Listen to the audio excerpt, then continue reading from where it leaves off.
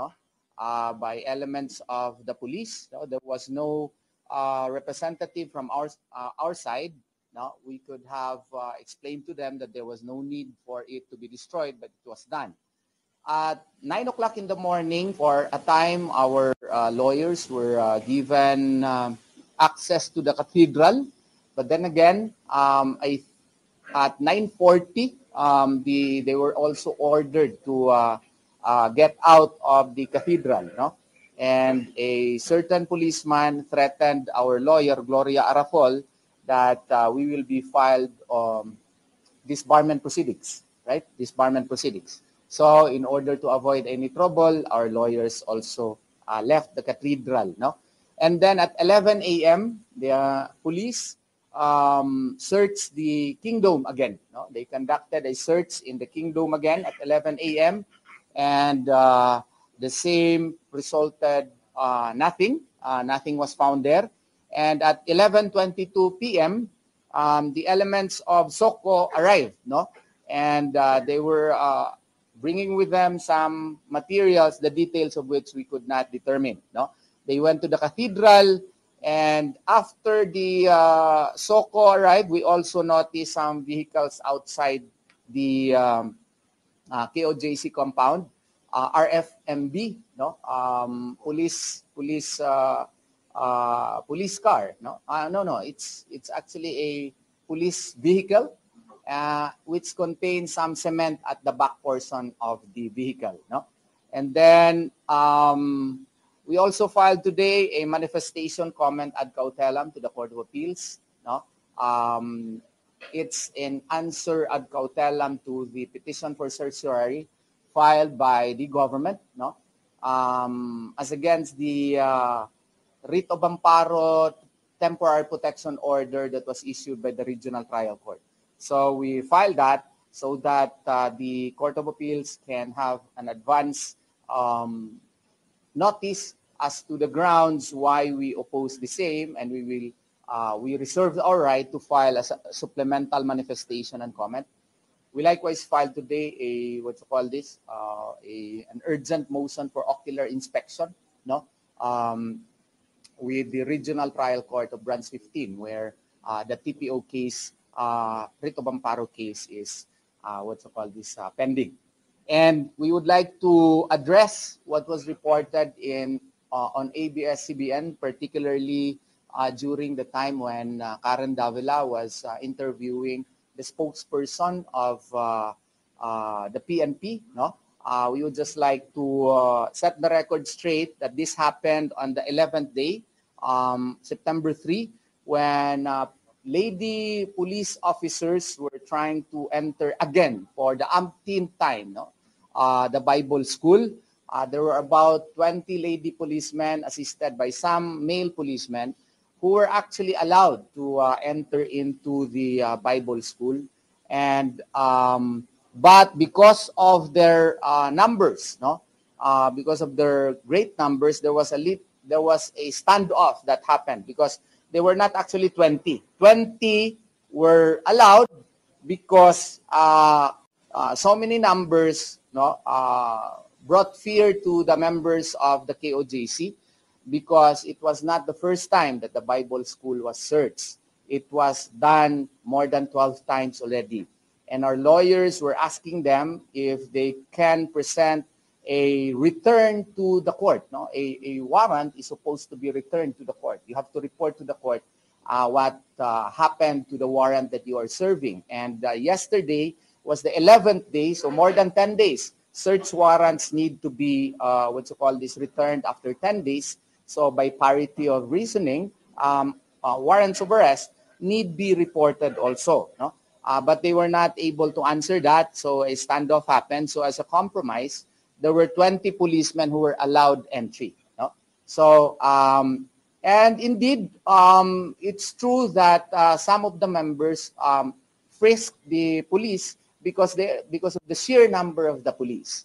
And what happened was that these policemen who went into the lady rooms refused to leave despite the fact that they already completed the search. No? So they stayed there for hours. No? and they were politely requested to leave already since the search was already finished, but they refused to leave. Even aparadors were opened, even the cabinets were open. No, so that's our clarification insofar as the report of Ma'am Karen Davila is concerned. No, yes, sir. So ma'am, Yes, sir. attorneys, so yung kahapon daw ng hapon, binalikan ng mga polis yung Bible School kasama DSWD. That I could not confirm. Did that happen? No. It's not true. It's not true. Today, some DSWD personnel arrived, but they did not even attempt to enter. No? So there were no DSWD personnel who went into the compound yesterday. No? Police officer, the spokesperson, Police Officer Delaray, I think he was not present also last September 3. So the information given to her was not first-hand information. It was only a report that was given to her. So yung protesta yung attorney, yung inagawang pag-search sa Bible School? No, we are not protesting. We are saying that it has been multiple times that the Bible School has been searched. A warrant of arrest, even if you have one, does not allow you to search. Now, granting for the sake of argument that it is there, no, they are conducting the search, even if you have a search warrant, the reasonableness requirement also applies. So, since the search has been done more than 11 times in the Bible School, and the last time I heard from the spokesperson of the PNP was that they are conducting the digging of the, of the JMC basement because of reasonable belief under Rule 113, Section 11. The reasonable belief requirement means that you have A1 knowledge. You have almost personal knowledge that the person to be arrested is there without conducting any intrusive search. So kayo po yung Bible search, sinesearch pa rin? Right now, no more. We have witnessed a significant reduction of the number of the police today. No, I don't know why. Maybe because of the report that there is going to be it's no longer a report, confirmed report that there is going to be a Senate investigation. There is a great reduction of the number of the police now in the compound. Sorry, anong ibig sabihin? Bakit may mga pinasok ng mga buhangin? We can only speculate, sir, because we are not really allowed access to the JMC basement, no? And I think you saw it yesterday. We tried, no? We sent 4 demand letters to the PNP, no, wanting access, no, but we were not replied to, and that is why, as a matter of fact, in one of the press conferences here, I think on day 7. We challenged the media to accompany us, but nobody took the challenge. It was just good that yesterday, around 12 outfits, 16 outfits, took the challenge. And ABS-CBN, thank you, sir, was the first one who accepted the challenge. No? So we went there and we were prevented entry. No? But some media personnel did not go with us, so it's also their choice. Mm-hmm. Sir, Tony, yung nangyari kahapon, meron po silang nakapansin na kasi parang ang nakita nila at narinig nila is nung nagtagpo na ang pulis sa media kahapon, parang narinig nila is pinupush yung media na huwagin itong hanay ng pulis. May mga nakapansin na mga kampanya din mamamahayag na parang mali yata na pinupush ang media na I did not observe that. Because I was there, I was leading you. On the contrary, you saw it that a certain police officer, Soriano, ordered his men to, to attack us. I think you heard that. No? I think only a fool would not report that. No? And it was shown on camera and on video.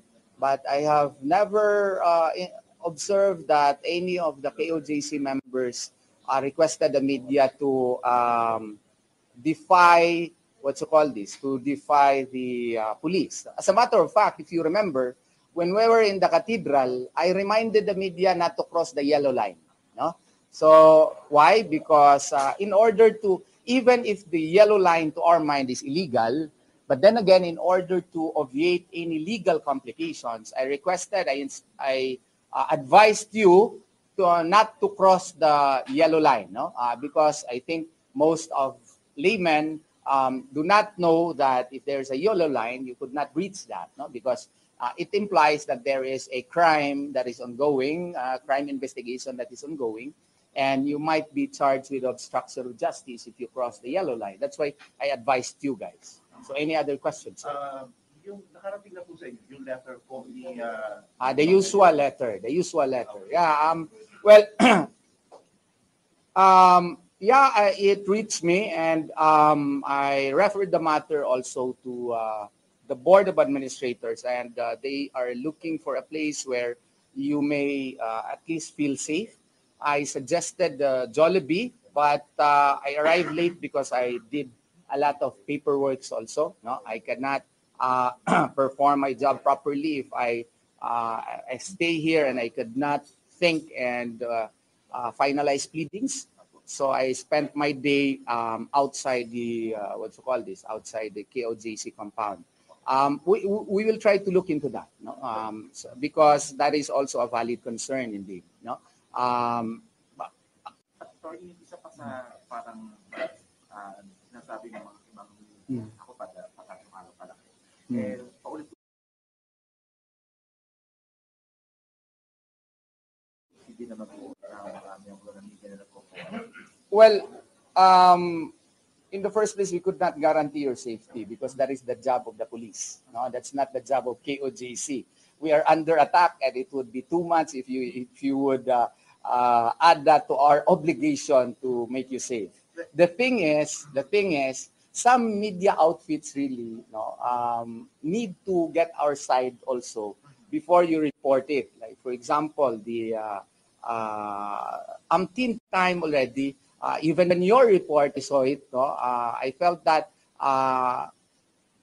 the angling of the reporting really, has to be improved also, so that the members would not feel agitated. No, I think the name of the game is fairness. No? If you are fair, if you report, no, and you secure at least the opinion of the other side, no, that's fairness. That's real journalism. And some members really feel bad because of the way angling of the news is being conducted by some media outfits. No, so some members feel bad, and it is beyond us if you would want us to be acting like policemen if some of the members would heckle you or. But I'm not saying that that is good. What I am saying is that what we can do is explain to them that you also have a job. And I know, being a journalist before, you report your news to the, to your bosses, no? And ultimately, it will be the editors who will determine how will it be reported. I understand that. So, ask the police first. Ask the police. Perhaps if you feel that you are heckled, you also have your human rights. You bring that to the attention of the police. You cause it to be entered into a police blotter. That is also within your right. No, okay, it's within your right. Yeah. Yes, sir. It was. Honestly, I was the one who requested that. No, I have to be transparent because of the numerous happenings, wanton violations of the rights to lives, liberties, and properties of my client. I had to call Senator De La Rosa about it because I felt that if the Senate would conduct an investigation, we would be able to have access to the ongoing paneling activities that is being done, which I really feel could not be legalized by mere possession of a warrant of arrest. Note that this was done on the third day, no? And the sequestration also of the most sacred place of KOJC members, which is the cathedral, was likewise done on the third day. So if you're a lawyer, you have to think of ways as to what are the possible remedies that you can have. And one of the remedies that I thought was to call Senator Bato de la Rosa, and he agreed. And he told me that he will secure the consent of Senator Chis Escudero, and I also called Senator Chis Escudero, and Senator Chis Escudero was likewise monitoring the news, and he agreed. So, magiging scenario on Friday, makakapasok ba yung mga senators sa yellow line or makakapasok pa sila sa more restricted areas ng PNP? of course, because that is in aid of legislation. Now, no one, not even a warrant of arrest, can prevent that. No, not even a crime investigation can prevent that. That is a power which is very expansive. That even an ongoing criminal investigation, if they are treating this as a criminal investigation instead of a service of warrant of arrest, which has been done for many, many times, they could not stop the Senate in doing that. That's within the powers of the Senate.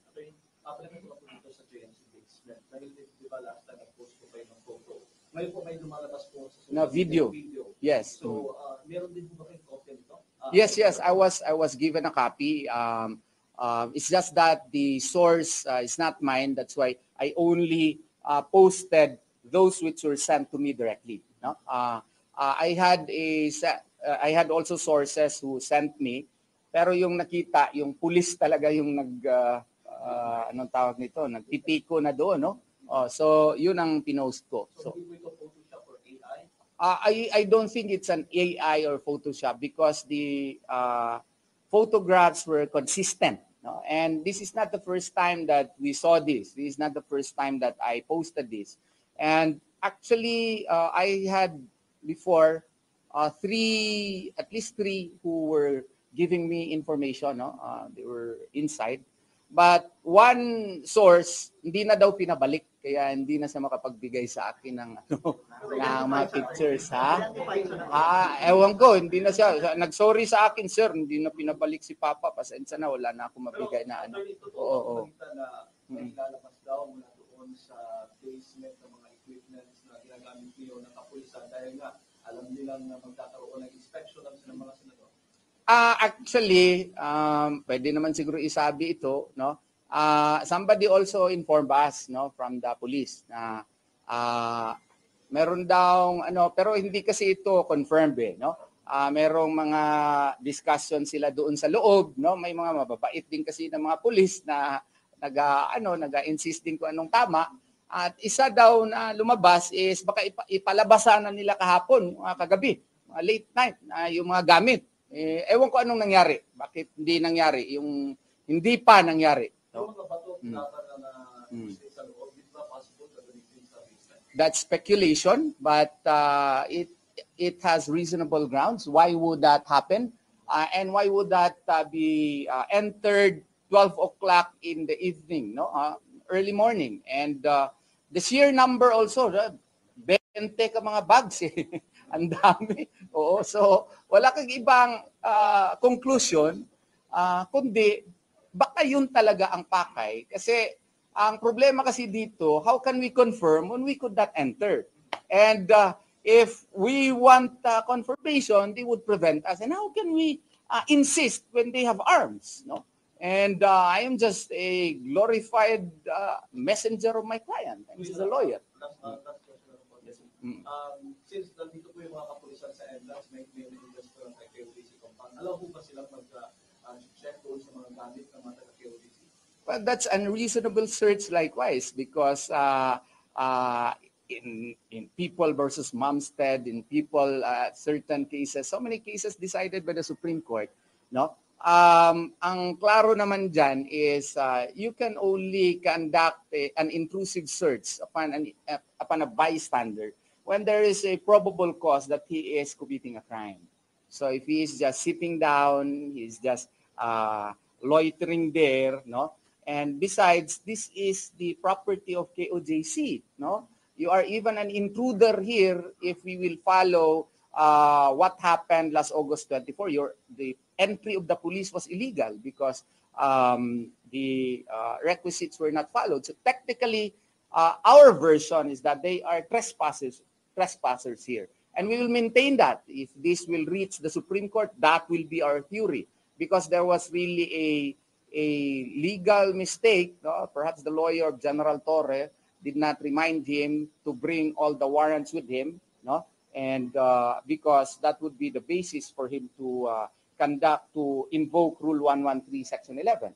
No one called likewise President Rodrigo Duterte for consent before they can break entry. No? So all of these matters are the determinants so that the court would know as to whether or not their entry here is legal or not legal. Attorney, I know you posted this earlier sa Facebook, yung comments sa naging pangayag ni President Marcos. Yes, yes. For the record, Attorney, please state yung saloobin niyo. Well, I replied to that, no, and I put that in writing so that the president would be able to hopefully read it, no, and perhaps realize that he has been fed with wrong information because his lawyers may not have advised him that we are not resisting or trying him not to implement the extradition treaty, no. There is a big difference between an extraordinary rendition from extradition, no? And the request before of Pastor Apollo Sikibuloy was only that he would reduce in writing his request that he will not be extraordinarily rendered to the U.S. and that the U.S. will not interfere in the judicial proceedings in the Philippines so that he can freely face the cases, no? That are filed against him, because he felt really that the cases are weak. But you know that there is this threat to his life, and this request was not given. Hence, probably that is the reason why he has not surfaced. But know that ban on extraordinary rendition, no, is even a matter of law. That is Section 48 of the Anti-Terrorism Act. And even under the extradition treaty that we have, I cited a particular section. The president even has the power to do such actions as to postpone the extradition treaty, provided the requisites that I stated in my post are present, and it is within his power. So, so if it is allowed under our laws and somehow allowed under our treaty, why would the request to make this in writing be so hard on his part? Note that Pastor Apollo Sikibuloy is a citizen of the country. And he is only asking his president, sir, can you please put it in writing that while I am facing the cases, you will not allow me to be transported to the U.S. because that is illegal under the law. I know that ordinarily there is no need in writing, but you are very close to the U.S. If the U.S. will exert some pressure, at least I have something in writing that, sir, why are you doing this? You signed this, no? And kami din, mga lawyers din, Mr. President, why did you do that to the pastor? He is your citizen and you even signed. Iba kasi pag may papel eh. Sasabihin na, there's no need for that because that's Section 48 of the, ako naman ang unang nagsabi niyan eh. Oo. Later na lang nila sinabi yan.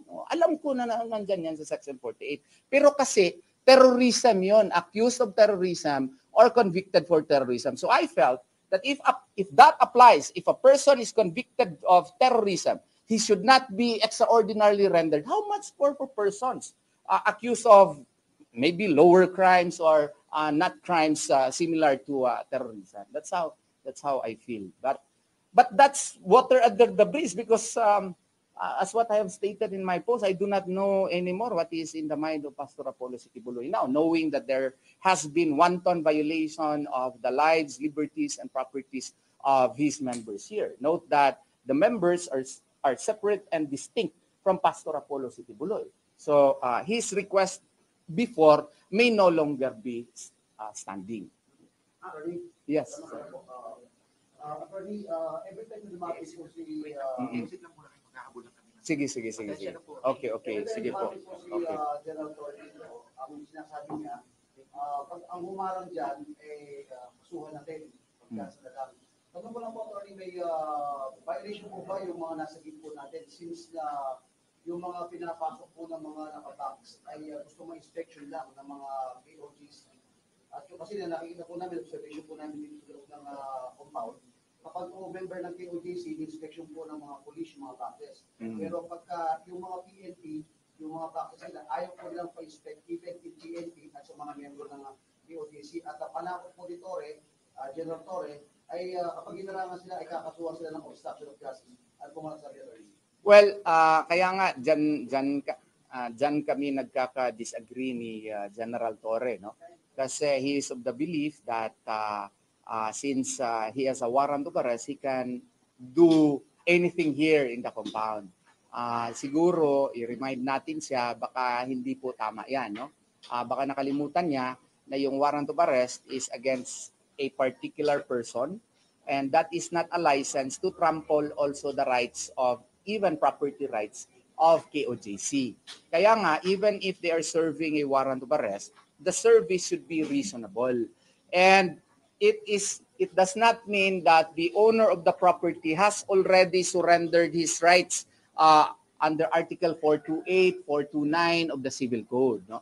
So, kaya nga, sana maintindihan niya na yung requirement sana natin na wala kayong problema kung police ka talaga, pumasok ka, pero ipasok lang yung anong tawag nito, yung mga gamit ninyo sa aming scanner. Kasi, una, hindi natin alam kung yung pumasok police ba talaga, kaya nag-request tayo ng ID. No? At saka, kung hindi na, gusto rin nating malaman for transparency kung ano yung pinapasok nila. So, kaya pala, break in niya ito 2 days ago, kaya may ipupuslit na sila. Sige lang, what we cannot resist the police because they are armed. But what we can do is document everything so that we can have legal remedies later on.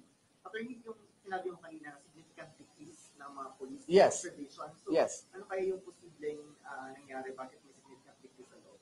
That's the realm of speculation already. But if you would make an intelligent guess, maybe because there is already an order to conduct a Senate investigation and they would like to have a good PR that, maliit nga lang ang number ng mga pulis dito. Alam mo naman, parang yan ang thinking nila. Wala ka lang sa makikita ng mga pulis sa loob? Significant decrease talaga. Significant decrease. Bigla lang, no? Bigla lang. Nag-start ito kaninang mga madaling araw. Hindi ba saklaw ng BPO yung other facility natin considering na parang may barricade pa rin? Actually, supposedly, yes. No? Because klaro naman yung TPO kung basahin mo. Pero ang problema is they're not following it. No? And even if we reminded them, no, I sent them demand letters. 5 demand letters ko na send sa kanila. No? Pero hindi pa rin sinusunod. So ano yung parang legal action natin regarding? We already did. We already filed a motions in court for them to be compelled to comply with the temporary protection order. And the presiding judge required the respondents to comment within 10 days. But we filed last Monday another pleading, part of which sought that to reduce the 10-day period to 5-day period. Kasali kay Sadrigan Kitchen sa kapitid. Yes. Sabi namin na amin naman yan eh. Bakit naman hindi kami pinapapasok dyan, no? And that is clearly, even in the limited, if you base it on the limited reading of General Torre, no, bawal yan. Attorney, sabi ng CHR, i-investiga na sila sa nangyayari doon sa KOJC. May coordination ba ang CHR sa inyo? Because To me, they have not communicated with me as of today, no? Maybe to some of my lawyers, but none of my lawyers and our collaborating lawyers likewise informed me about it yet. No? But I heard in the news that they will conduct an investigation. So I requested one of my associates, no, to prepare a pleading to inform the Commission on Human Rights as to the occurrences that happened here. No? As a matter of fact, yesterday, I requested one of my lawyers to furnish them with copies of all the pleadings that we filed in different courts, no? In the regional trial court, in the Court of Appeals, no? As well as in the other courts. Yes. Okay, salamat ha. Okay. Thank you. Okay. Habol lang kami sa